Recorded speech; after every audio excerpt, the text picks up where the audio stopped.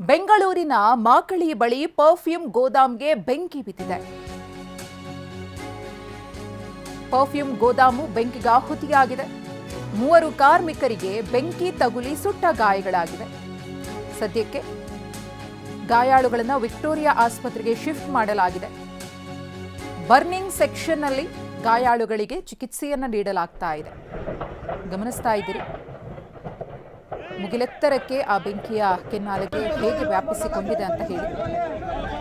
ನೋಡ್ತಾ ಇದ್ದಂತೆ ಸಂಪೂರ್ಣವಾಗಿ ಗೋದಾಮು ಸುಟ್ಟು ಹೋಗಿದೆ. ಈ ಒಂದು ಅವಘಡದಲ್ಲಿ 3 ಕಾರ್ಮಿಕರು ಗಾಯಗೊಂಡಿದ್ದಾರೆ. ಬೆಂಗಳೂರು ಉತ್ತರ ತಾಲೂಕಿನ ಮಾಕಳಿ ಬಳಿ ಆದಂತಹ ಅಗ್ನಿ ಅನಾಹುತ ಇದು.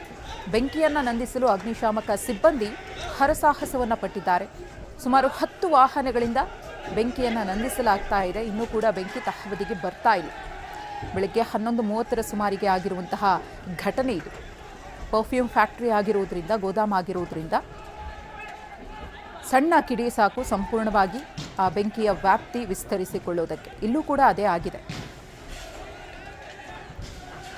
ಸದ್ಯಕ್ಕೆ 3 ಕಾರ್ಮಿಕರು ಸುಟ್ಟ ಗಾಯಗಳಿಂದ ಬಳಲುತ್ತಿದ್ದಾರೆ. ಅವರಿಗೆ ವಿಕ್ಟೋರಿಯಾ ಬರ್ನಿಂಗ್ ಸೆಕ್ಷನ್ನಲ್ಲಿ ಚಿಕಿತ್ಸೆಯನ್ನು ನೀಡಲಾಗ್ತಾ ಇದೆ.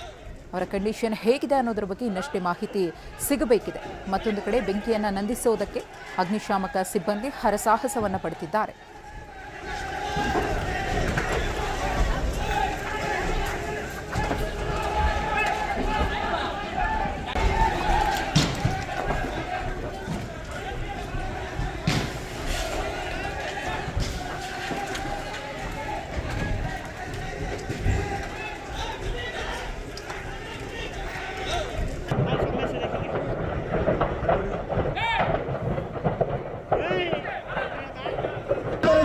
साइड बनी